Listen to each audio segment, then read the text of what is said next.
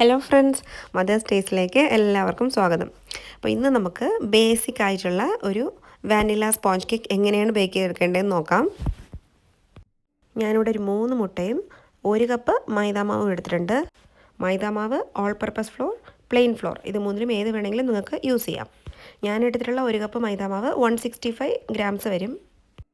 ഇനി ഞാനൊരു 3/4 കപ്പ് പൊടിച്ച പഞ്ചസാര എടുത്തിട്ടുണ്ട്. ഇത് ഗ്രാംസിൽ പറയുമ്പോൾ ഓൾമോസ്റ്റ് 160 ഗ്രാംസ് വരും. ഇതിൻ്റെ കൂടെ തന്നെ 3/4 കപ്പ് ബട്ടറും എടുത്തിട്ടുണ്ട്. ഇതും ഏകദേശം 160 ഗ്രാംസ് വരും. മധുരം കൂടുതൽ ഇഷ്ടമുള്ളവർക്ക് 1 ടേബിൾ സ്പൂൺ പഞ്ചസാര എക്സ്ട്രാ ആഡ് ചെയ്യാം. ഇനി നമുക്ക് വേണ്ടത് 1.5 teaspoon vanilla essence, 1 teaspoon baking powder, 1/4 teaspoon ഉപ്പ്. ഇനി ശ്രദ്ധിക്കേണ്ട ഒരു കാര്യം, നമ്മൾ എടുക്കുന്ന എല്ലാ ഇൻഗ്രീഡിയൻസും റൂം ടെമ്പറേച്ചറിലായിരിക്കണം. ബട്ടറും റൂം ടെമ്പറേച്ചറിലായിരിക്കണം.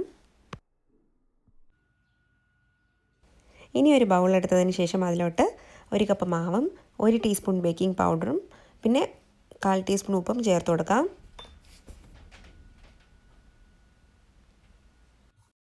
ഇനി നമുക്ക് ഇത് മൂന്നും കൂടി ഒരു വിസ്കോ, ഫോർക്കോ, സ്പൂണോ വെച്ചിട്ട് നന്നായിട്ട് മിക്സ് ചെയ്യാം. ഇനി നമുക്കിത് മാറ്റി വയ്ക്കാം. ഇനി വേറൊരു ബൗൾ എടുത്തതിന് ശേഷം അതിലോട്ട് നമ്മൾ എടുത്ത് വെച്ചിട്ടുള്ള മുട്ട ചേർത്ത് കൊടുക്കാം. ഇനി ഒരു ബീറ്റർ വെച്ചിട്ട് ഒരു 3-4 മിനിറ്റ് നന്നായിട്ട് ഇതിനെ ബീറ്റ് ചെയ്തെടുക്കണം. ബീറ്ററിന് പകരം നിങ്ങൾക്ക് ഫോർക്ക് യൂസ് ചെയ്യാം, വിസ്ക് യൂസ് ചെയ്യാം, അല്ലെങ്കിൽ മിക്സിയിലും അടിച്ചെടുക്കാം. ഇത് നന്നായിട്ട് ഫോമി ആവുന്നവരെ നമുക്ക് മിക്സ് ചെയ്ത് കൊടുക്കാം. ഇതിപ്പോൾ റെഡി ആയിട്ടുണ്ട്. ഇനി നമുക്കിതിലോട്ട് നമ്മൾ എടുത്തിട്ടുള്ള പഞ്ചസാര ചേർത്ത് കൊടുക്കാം. പഞ്ചസാര ചേർത്ത് കൊടുത്തതിന് ശേഷം നമുക്ക് ഇതൊന്ന് ജസ്റ്റ് മിക്സ് ചെയ്ത് കൊടുക്കാം. ഇനി ഈ പഞ്ചസാര നന്നായിട്ടൊന്ന് അലിഞ്ഞ് കിട്ടുന്നവരെ ഈ പഞ്ചസാരയും മുട്ടയും കൂടി ചേർത്ത് ഒരു 3-4 മിനിറ്റ് വീണ്ടും നന്നായിട്ട് ബീറ്റ് ചെയ്തെടുക്കാം. ഞാനിവിടെ യൂസ് ചെയ്തിട്ടുള്ളത് ബ്രൗൺ ഷുഗറാണ്. ഇതിപ്പോൾ ഏകദേശം നന്നായിട്ട് സ്മൂത്തായിട്ടുണ്ട്, നിങ്ങൾക്ക് കാണുമ്പോൾ തന്നെ അറിയാം. ഇതിപ്പോൾ റെഡി ആയിട്ടുണ്ട്. നമുക്കിനി ഇത് മാറ്റി വയ്ക്കാം. ഇനി നമുക്ക് ബട്ടർ ബീറ്റ് ചെയ്തെടുക്കാം. ബട്ടർ റൂം ടെമ്പറേച്ചറിലായിരിക്കണം. അപ്പം നമ്മളിങ്ങനെ കൈവച്ച് പ്രസ് ചെയ്ത് നോക്കുമ്പോൾ നമ്മളെക്കൊണ്ട് പ്രസ് ചെയ്യാൻ പറ്റണം. അതാണ് അതിൻ്റെ ശരിക്കുള്ള കൺസിസ്റ്റൻസി. ഒരുപാട് തിക്കാവാനും പാടില്ല, അതുപോലെ തന്നെ മെൽറ്റ് ആവാനും പാടില്ല.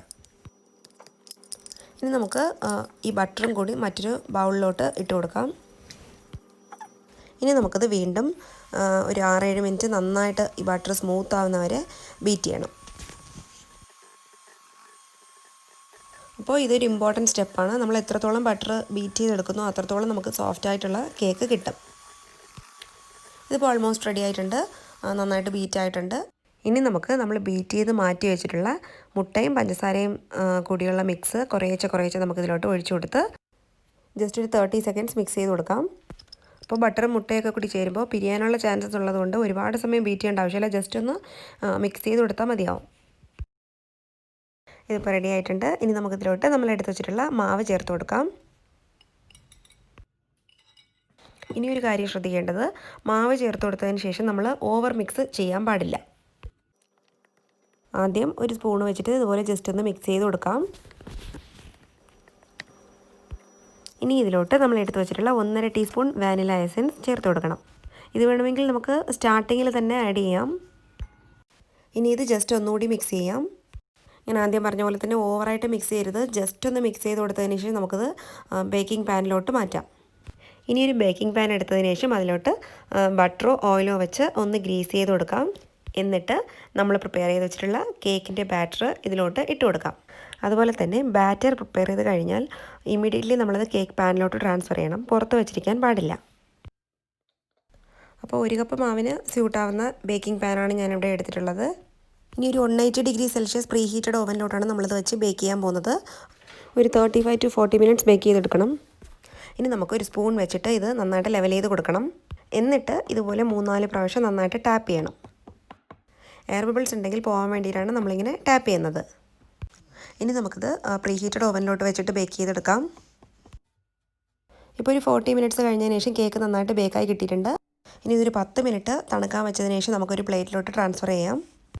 അപ്പോൾ ഞാൻ ആദ്യം പറഞ്ഞ പോലെ തന്നെ കേക്ക് ബേക്കായിട്ടുണ്ടോ എന്ന് ചെക്ക് ചെയ്യാൻ വേണ്ടിയിട്ട് ഒരു സ്ക്യൂവർ വെച്ച് കേക്കിൻ്റെ സെൻറ്ററിലോട്ട് കുത്തി നോക്കിയാൽ മതിയാവും.